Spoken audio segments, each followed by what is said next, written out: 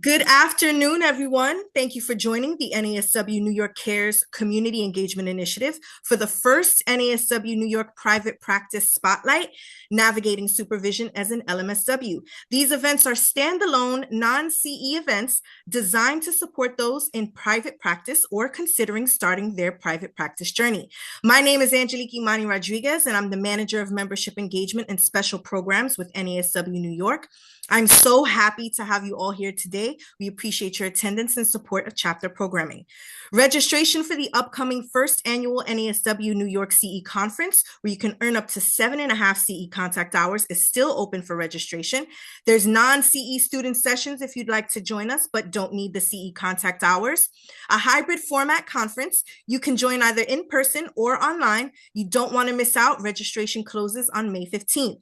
We also have a robust calendar of CARES programming, including another private practice spotlight this week, next week's senior series, which is a set of events created to support elders and the social workers that serve them. In May, we have 2 joint town halls with 1199 SEIU on pay equity and an incredible immigration series hosted by the NASW New York Immigration and Global Social Work Collective.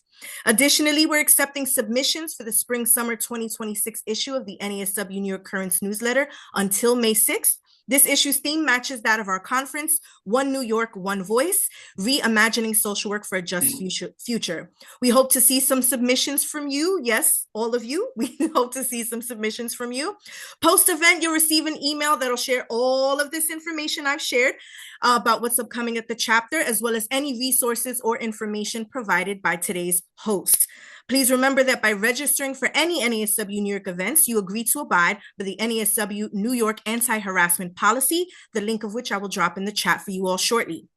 Once again, thank you all for joining us today. If you have any questions about this event or any other NASW New York CARES community engagement events, I'll drop my email in the chat for you shortly as well. Without further ado, let me introduce you to our host for today, Rachel Klachevsky, LCSW. Rachel, whenever you're ready, please feel free to unmute and begin. Hi, I'm Rachel. Really nice to meet all of you.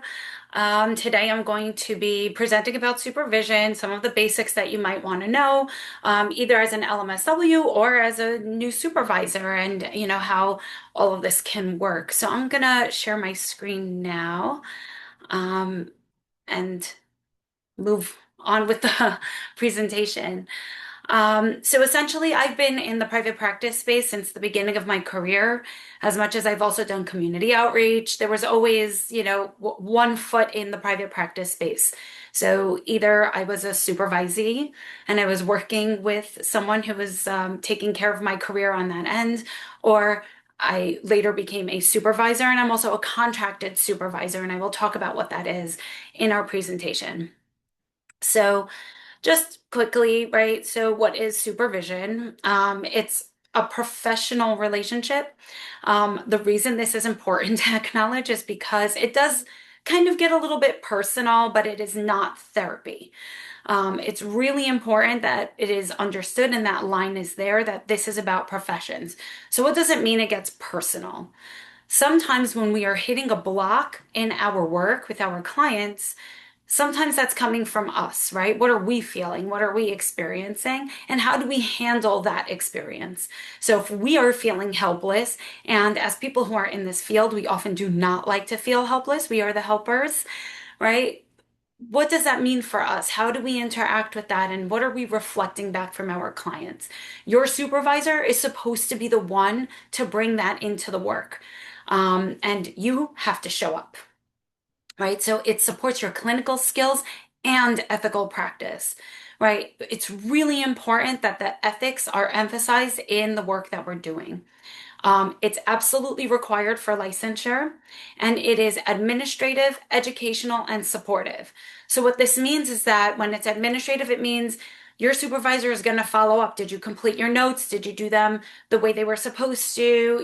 Are they up to the standards that are necessary, especially if they accept insurance, right? They can get audited. It's really important that you do your notes properly. And of course, there's also the CYA, cover your S, right? The CYA also means if this ever gets to court, you want your notes to be, you know, exactly what they need to be. It doesn't happen a lot, but when it does happen, you really don't want to not get your admin straight out. And your supervisor is there to teach you how to do that, not just in their practice because it's their policy, but when you go on to open your own practice, if that's in your future, you have to know what those tasks really are.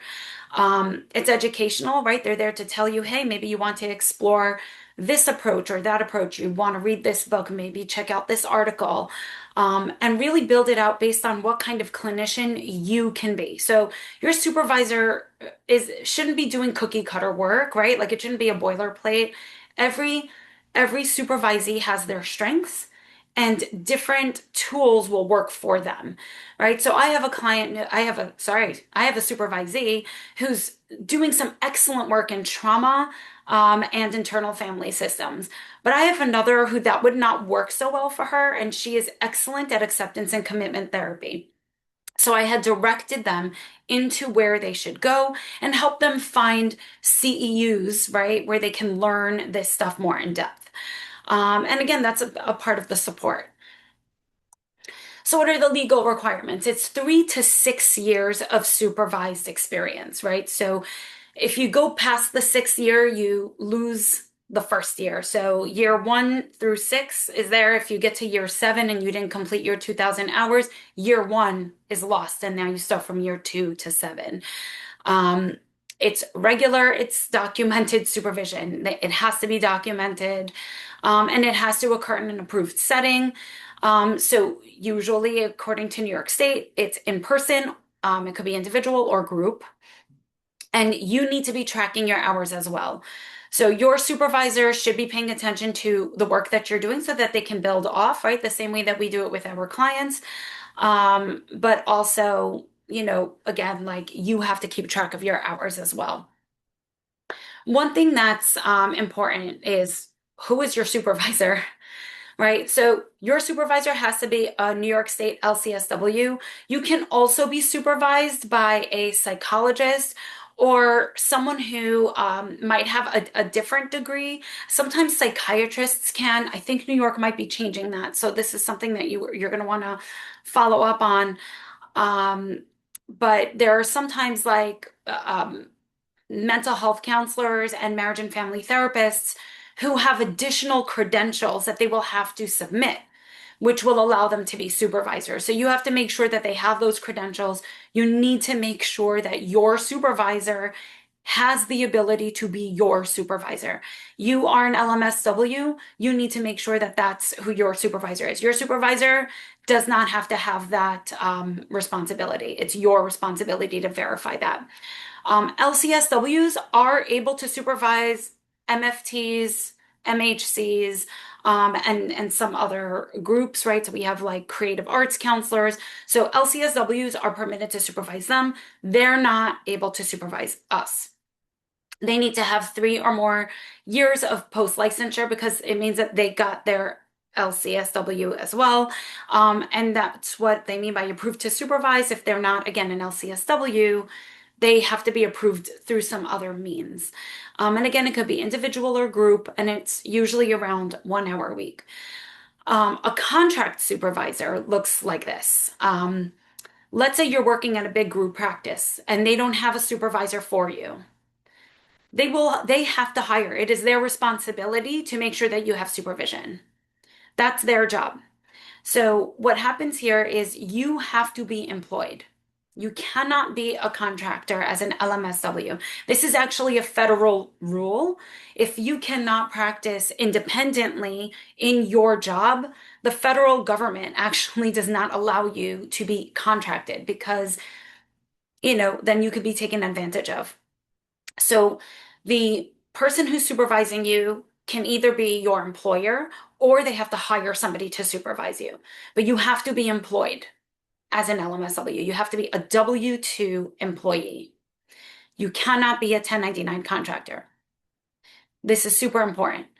Also, if somebody is running a clinical practice, their practice, if it's not them as a sole proprietor, right? So I, Rachel Klaczewski, LCSW, I'm a sole proprietor, so I can run my business as that sole proprietor. But I also have what's called a PLLC, right? So that is a professional limited liability corporation. Everyone who's licensed has to have a PLLC, and that is if I run a business that does licensure work, right? So it does the work that you are licensed for. Again, you need to make sure that your supervisor and employer has the right business credentials. They either have to be a sole proprietor or a PLLC. My company is called the Audacity to Heal. It's a PLLC, and that's how I'm working with supervisees. That's my contractor business. Um, and you can learn all about why that's a good thing to have or not a good thing to have. So what are the expectations? As a supervisee, you should be prepared with cases and questions.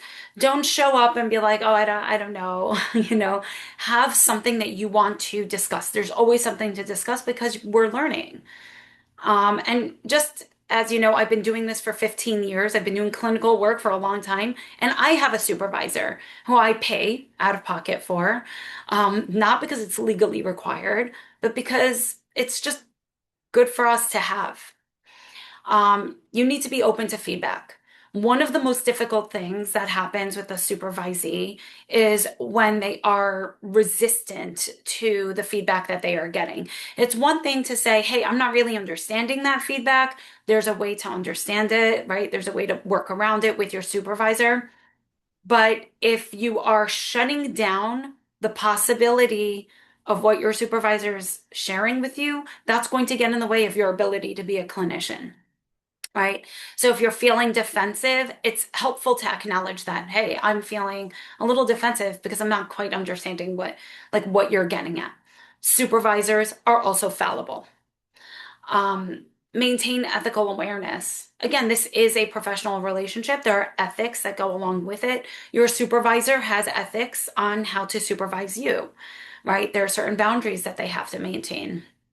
And again, it should be consistent, and it's about clinical guidance, right? We are helping you become the best clinicians that you can be through this education. That's our job. And we also carry liability too, right? Because we're looking out for you. So if something happens and you are being investigated with something, your supervisor gets in trouble too, right? So there is liability here as well.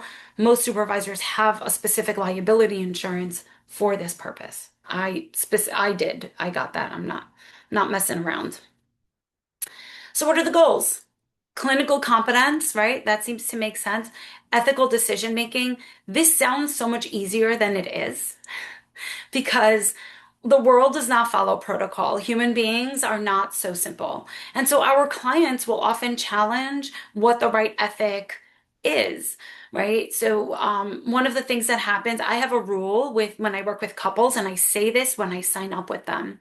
I say, I'm not going to keep secrets for you from each other, right? So if you tell me a secret, I'm assuming that this is because you want it discussed in session, right? So don't tell me that you're having an affair and expect me to hold that for you. It's not. It's coming out in the couple session, right? Why? Because before I knew to do that, that's exactly what happened. I had one part of the couple disclose something and I was stuck. And my ethics put me in a really weird situation because I never clarified this with the couple. And my supervisor helped me work through that. Um, Professional identity development. Who are you as a professional? How are you going to move forward? And what kind of professional are you going to be? You could probably tell from the way that I'm communicating with you. I'm pretty direct, I'm transparent, and I also do something called use of self. I use disclosure in my clinical work, obviously, when it's necessary and only when it serves the client. Um, but not all of my supervisees are the same. Many of them are a lot more withholding, or that's just not their vibe. They don't do it that way. I have one who's really, really sweet and really, really nice, and I am not nice, right? So, I help her work in her niceness and use that clinically.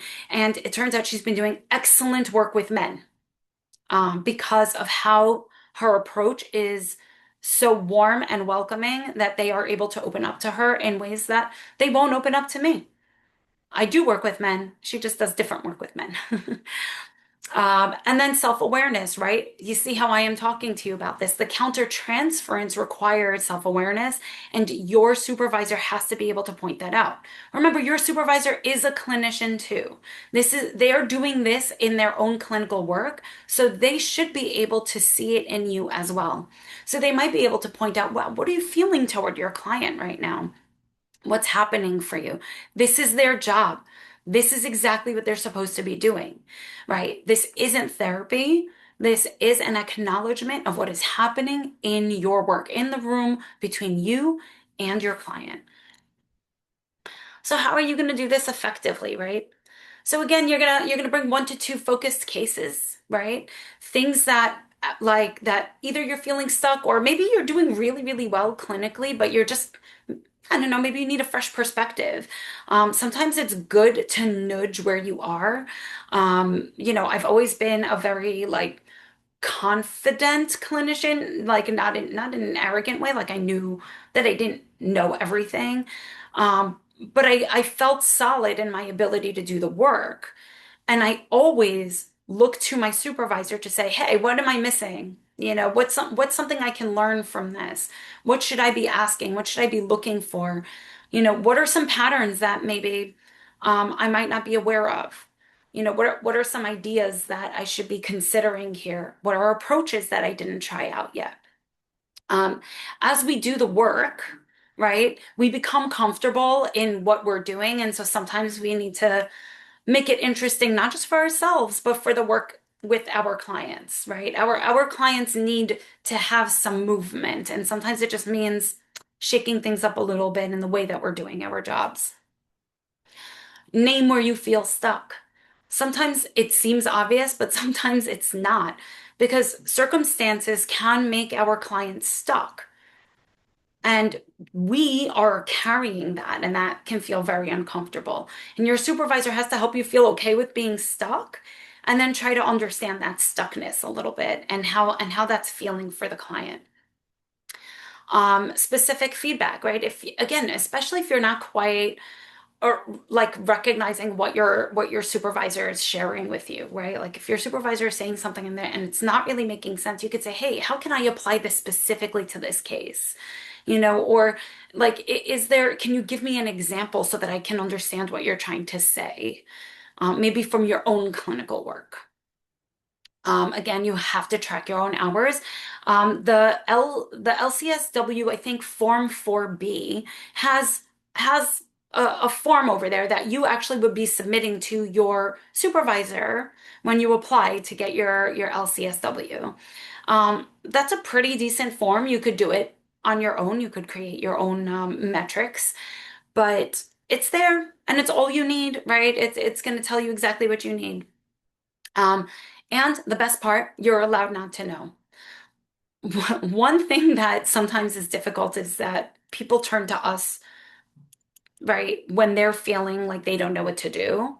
And we don't have to know what to do. In fact, we probably shouldn't know what to do. We have to look toward our clients and say, okay, like where's the feeling here? Where are you going with this? Where's your stuckness and why do you feel like you can't figure out what's next? Right? Because it's not what we want them to do. It's who they are and what they need to do. And again, your supervisor is there to help you through that experience. Clinical work is really, really fun in the beginning because you're building rapport and you're learning a lot about your client and you're picking up patterns, and the novelty of it all is awesome. But then when you get into it, the deeper you get, the harder it is to just be in that pain with other people. And sometimes you need somebody to tell you, hey, that's where you are. And that's what your supervisor does for you. So pitfalls and takeaways, I mean, we're pretty much done. So the pitfalls, right? This isn't a checkbox. You're not like don't show up and say that you showed up when you weren't present and you weren't there. And avoiding vulnerability. It's really hard when you want to be competent. All of us, like, all of us want to be really good at our jobs. And so we want to seem like we know, oh, yeah, yeah, yeah, I asked that question. Or, it's like, oh, yeah, of course, I checked that out. Right. But sometimes we need to say, like, hey, I didn't consider that, or it's like, oh, I don't really know how to do that in this situation. Help me through this, help me talk it out, maybe role play with me. That is the type of vulnerability that is purposefully and exactly the type that should be in your professional dynamic with your supervisor. Clarify expectations early.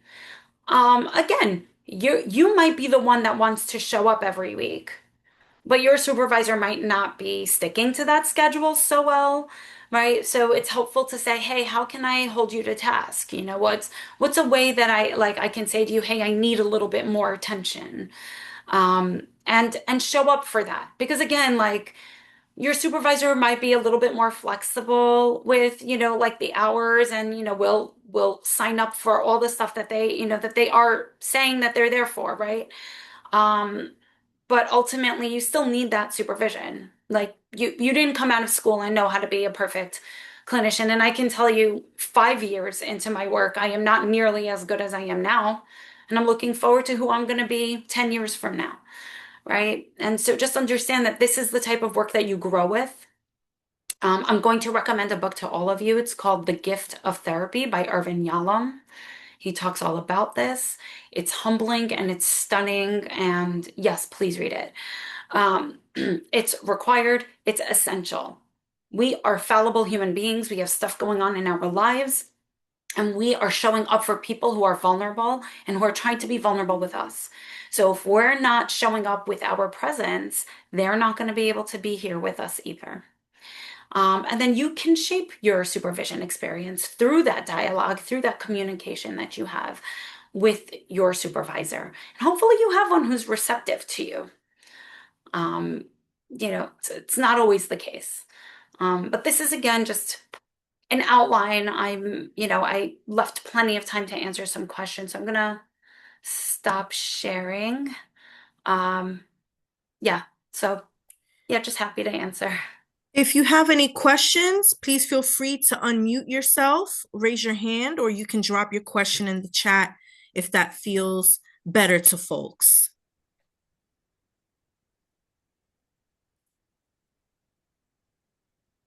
We'll give it a minute to see if anybody drops anything in the chat. Please feel free to unmute as well. The floor is yours. I mean, I'm just gonna take this as I was so thorough that maybe I left all the questions out. I agree. I Yeah. agree. Okay, so Gina Vitali asks, how do I go about finding a supervisor? Do you have any resources around that? Yeah, so unfortunately, we don't really have that kind of list. So let's kind of talk about the complications in finding a supervisor. First of all, you have to be employed as a clinician. So this would mean that you would have to find either like a group practice or a private practice that is hiring people as an LMSW. And then you'll have the supervisor there. If they don't provide you supervision, then they cannot really, they're not meeting their expectation as your employer. So what I would recommend is, like, there are a lot of, actually, the reason I ended up doing this is because somebody asked a question in the New York social workers page, and they said, hey, I need a supervisor. How do I do this? And then I just explained how, again, this is what it is. Your supervisor has to provide you one. Your employer has to provide you one way or another. And so maybe they can contract somebody for you. And that's actually how I've also been contracted, where they just learn that I do it. But unfortunately, there is no specific list. Maybe the NASW will create that list, for available supervisors. Is there an official form that LCSWs need to sign off on for hours, or can I make my own template? You can make your own template. You don't need your own, you don't need to use the form 4B. It's just there to show you that, like, you have to submit this information to your supervisor. This doesn't even go to the Office of Professions when you apply. This is for your supervisor in case they get audited. So it's just good information for them to have and for them to hold on to. And I think they have to hold on to it for like 7 years, the same way that we have to hold on to our clinical work for 7 years after termination. I'm an LMSW sole proprietor working in criminal defense. Um, I don't know if that's a clinical role. I'm assuming that you're working within a context and a system. Do you get clinical hours for working there as an LMSW? Do you have a supervisor there?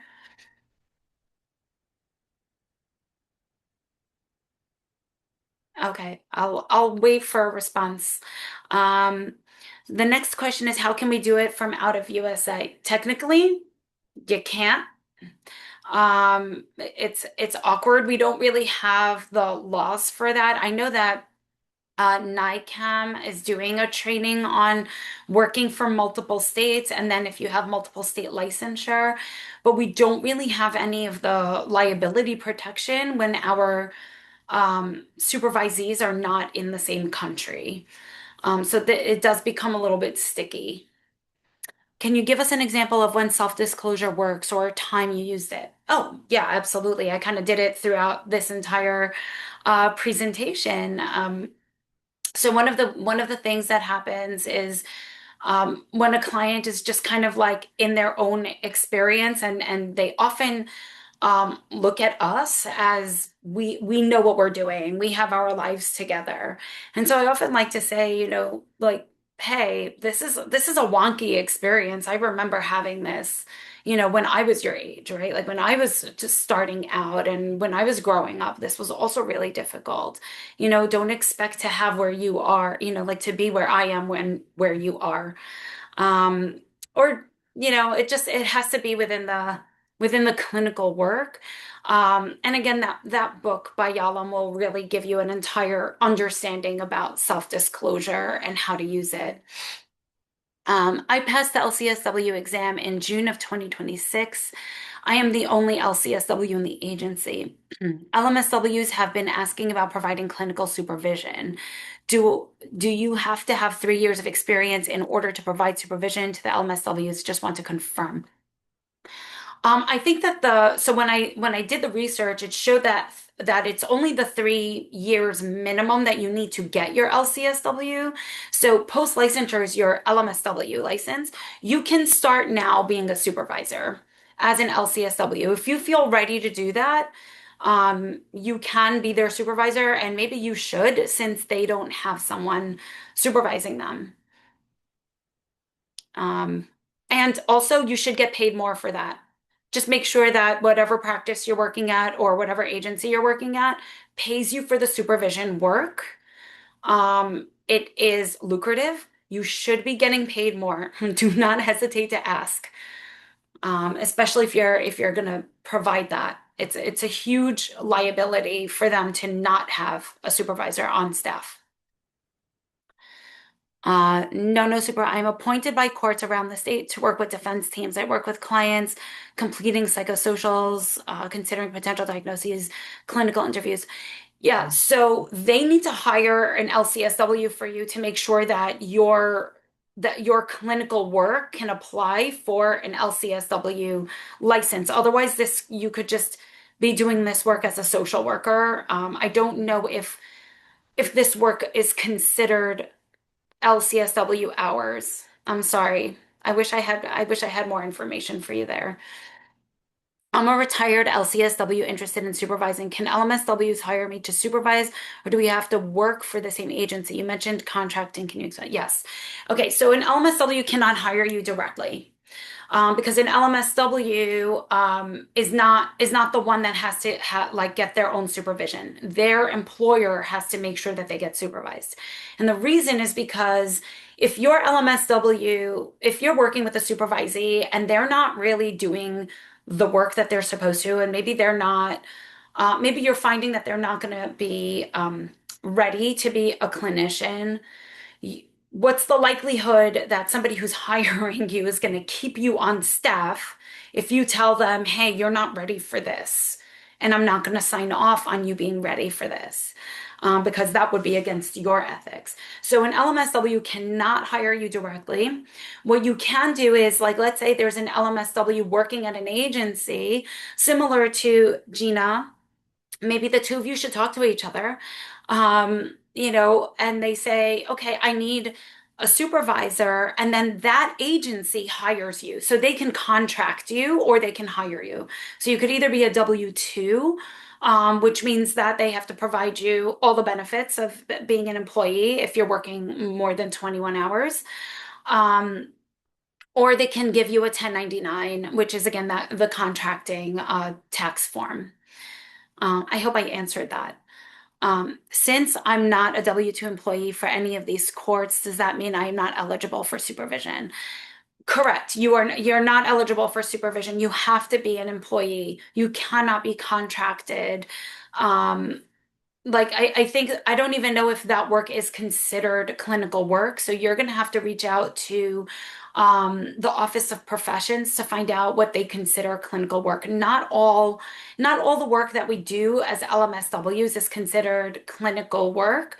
There's like certain community-based work that is not considered clinical, does not count as clinical hours for the LCSW. Um, I'm sorry if that's what you were hoping for. I'm also gonna leave my contact information if you want. Like I could probably put that in now in the chat. My pleasure. Um, I am, feel free to text me. I'm best at texts. This is my number and my email address, which again, I will respond to you. It'll just take time. Where you can find me and ask me any questions, or if you're an LCSW who wants a supervisor, I'm happy to do that too. But overall, I can definitely follow up with some of you if you want, and look at your specific case and tell you where to go if I don't have the answer. I'm usually good at telling you the resources that should have your answers.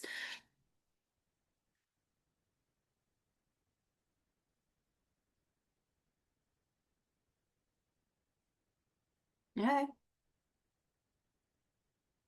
Okay, we still have plenty of time for any questions, comments. Please feel free to unmute, drop it in the chat. Okay, Oh, awesome. Thank you so my much. pleasure. We'll give it just another minute or so. Sure. And if we don't get any questions or comments, we can give you guys back some of your time. Just feel free, once again, feel free to unmute, have a conversation. If you have any questions, anything that's pressing, you have somebody here that has the knowledge. So take advantage of the opportunity, everyone. Feel I free to think you drop it in the chat as actually, well.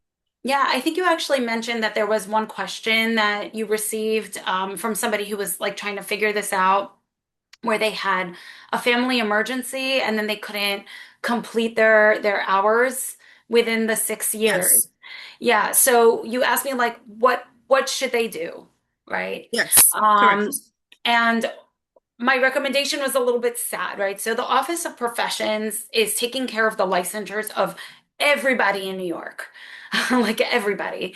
And so what we have to do is understand that they're not necessarily going to, it doesn't matter like what our reasons are, they're not necessarily going to accept them.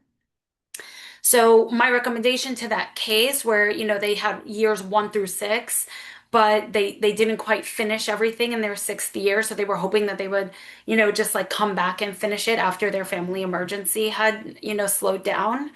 I said to them, like, give up on the first couple of years and then work the rest of the years and concentrate on the 6 years that you can. Because the Office of Professions it's not usually very flexible.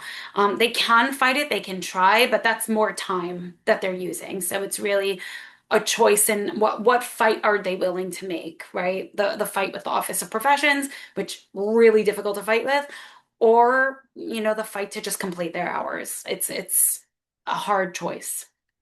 Can you share more about the differences with the LLC, not having that as a private practice? Okay, so first of all, again, we are licensed professionals, and so if we are doing our licensed work, so let's say I'm just doing education. Let's say I decide that, like, okay, I'm not going to do any clinical work on my business name, then I don't need a PLLC because I'm just doing education and I'm not licensed, as an educator. I'm licensed as a clinician. So if I decide to do coaching, I could just have an LLC or an S Corp. But because I'm doing clinical work, I have to have what's called a professional LLC. So the point of the LLC is to actually protect the rest of your assets if any of you have managed to accumulate those. So what does this mean? If in a horrible, we're going to say the words God forbid here because that's when we're going to believe in God, you get sued, right? And you actually lose the lawsuit you without an LLC or a PLLC, all of what you own can go to pay the lawsuit. A PLLC or an LLC is just your business. So the assets of your business. So if your business is worth $2 million, that's what's going to be used to pay off that malpractice lawsuit. Right? None of your private assets. So if you have a home or a trust or a retirement plan, none of that will be touched because it's yours. But again, if you are a supervisor or you are seeking a supervisor that has a practice and they're not a sole proprietor, they have to have a PLLC. So what does it mean, sole proprietor? Sole proprietor is under their name. So if my name is Rachel Klaczewski, my business is Rachel Klaczewski LCSW. It is it's under my name, right? The liability insurance goes to all of what I own, right? So a PLLC is really there to protect you. I hope I answered that. Feel free to ask a follow-up question. What happens when your clinical supervisor passes away suddenly? This is the case with some of the LMSWs who worked at an agency I worked at. So hopefully the agency, first of all, I am so sorry that that happened. That's a horrible situation. Hopefully the agency had some redundancy and your supervisor kept some records, but this is definitely something that you would want the head of the agency or a co-supervisor or someone, but it could be you, to reach out to the Office of Professions to understand that. And hopefully you had all of your documentation. One of the things that the Form 4B actually has is that your supervisor has to sign off on your notes and they sign off on your hours. So all of my supervisees, they put their SOAP notes into therapy notes, and then I have to check those notes. And then after they've signed their notes, I have to sign that I reviewed their notes. So you will have a record of being supervised. And that record is official because it is a time-stamped signature. And that's the same also with your, right? So like whatever rubric you're using, again, if it's an Excel spreadsheet or whatever, have your clinical supervisor sign at the end of that. They could literally just put their initials and you can, even in Excel, you can put a timestamp on when things were put in there. And then what I'm going to recommend is like every month, turn everything into a PDF. So every month you're going to have a PDF of all of your hours and, as you go. It is super, super important that you document your hours and that you have them signed off and that your notes have been reviewed. Because again, if there's an audit, which everyone hates, if there's an audit, you have CYA'd, right? You covered your ass in more than one way. Thanks for that question. Anything? We have additional time. Please feel free to drop questions, insights, thoughts, or to unmute. We welcome you to unmute and have a conversation.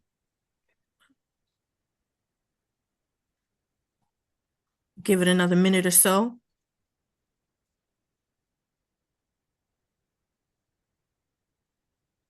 Oh, I should follow up. It is illegal for licensed professionals to not have a PLLC when they are not a sole proprietor. If you are a lawyer, if you're a private practice doctor, if you're a clinician, if you are a physical therapist, a massage therapist, you are licensed and you have to have a PLLC for all of like the business work like your entire business end of your clinical work. You have to. Again, if you're doing work that's not clinical as a clinician, that doesn't require a PLLC. But it is actually considered a federal violation to not have a PLLC when this isn't New York, right? Like we're not just in a difficult state. This is a federal law. So in every state, it doesn't matter where you're licensed, you're going to need to have a PLLC.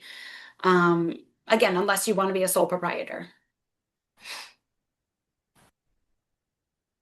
I I didn't know have a that I was question. going to do business stuff. Yes. Oh no, I was going to ask you. I guess so. Sole proprietor means that you're the only person that you work with and for, right? Like you Mhm. are alone, and you're providing therapy services. Are you referring to like if you provide like supervision to people, or more if you like have people working under your practice name when you Yeah, say so like as that you as need a long as PLLC? yeah, so as long as you're doing clinical work, you can be like you could do sole proprietor, which is your name, or a business name, PLLC, right? So again, like I could be Rachel Kluchevsky LCSW PLLC too, right? Like I could do that too. But the PLLC is really there to protect you and to create a separation between yourself as a sole proprietor and your business. This is really, it's for tax purposes, but it's also for liability purposes. It's to protect you, so that you don't have to like audit your entire life. And it also separates your business taxes from your personal taxes. How can I do it by online mode? So virtual. Technically in New York, you can't do solely virtual, um, like supervision. It's not like I'm not going to say that they ask, right? Like they're not like, was this all in person or like how much of this was in person? You can do some virtual, but in New York, they do not accept 100% virtual. Um, and again, if you get caught, you can lose your LMSL. You can lose your entire career if you get caught lying about um, how you received supervision. So I guess my advice to you is don't get caught. Like it's a risk. And if you're willing to take that risk, but you're not just hurting yourself, that supervisor can also be in trouble for saying that they didn't do something virtually when they did.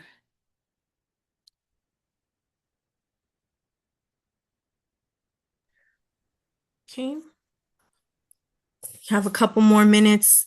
We have another 15. If anyone has any questions or thoughts, please feel free to drop it in the chat or to unmute. We'll give it another couple of minutes and then we'll end early if we have to. But I want to give you guys maximize the time that we have with Rachel.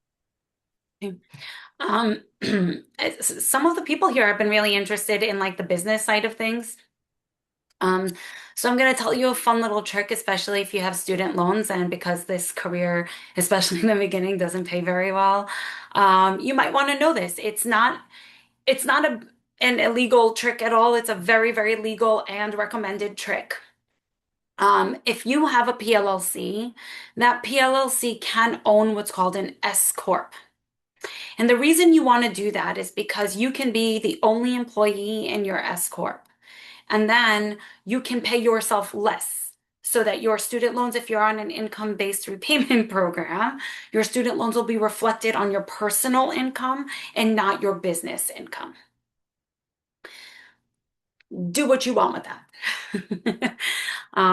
But again, this is a totally, we're going to say kosher way to, like manage your finances. Again, because again, this, especially in the beginning, the income is low and the hours are long.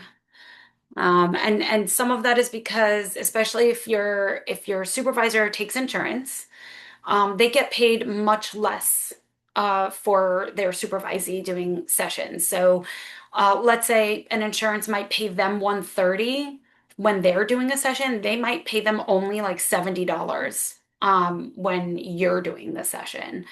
And so this is why a lot of the payouts are like 45 a session, because they have a lot of overhead and liability to cover you.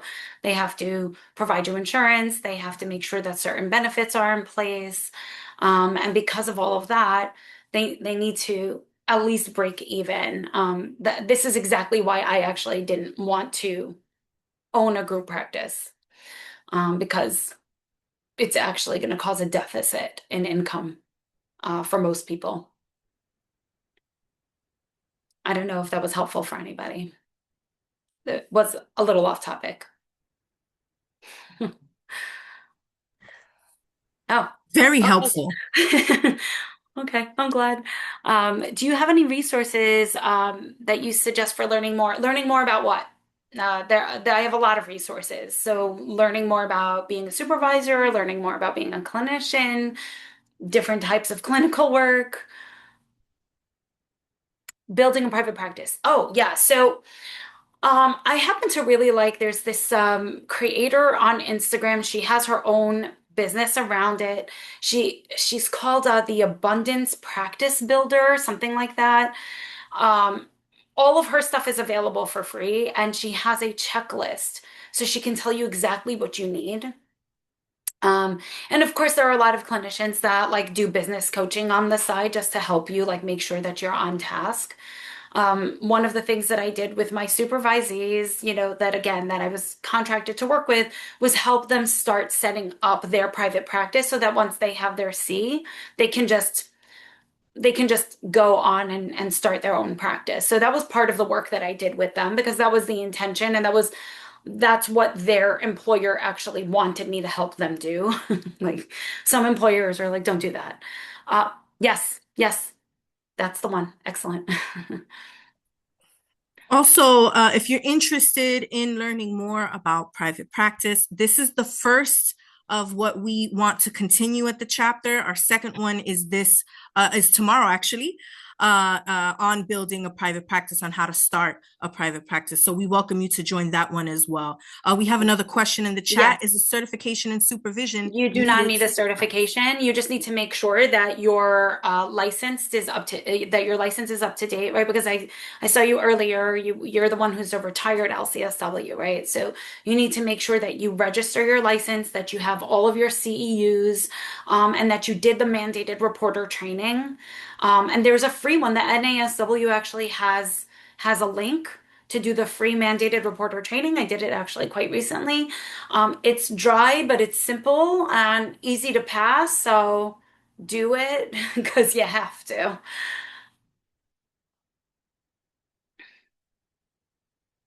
We have another few minutes if anyone has any last questions or thoughts or comments.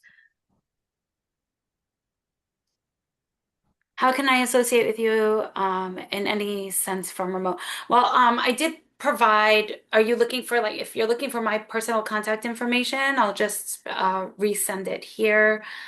Um, and you can feel free to reach out to me. But as far as supervision, again, like it can't be done completely remote. Okay. All right. Um, cool. Alrighty. We have another few minutes. We'll give it until 1:51 or so. If we don't receive any questions or comments, I'll give you guys back at least 10 minutes of your day. Once again, feel free to unmute. Feel free to unmute, drop it in the chat, whatever feels most comfortable for folks.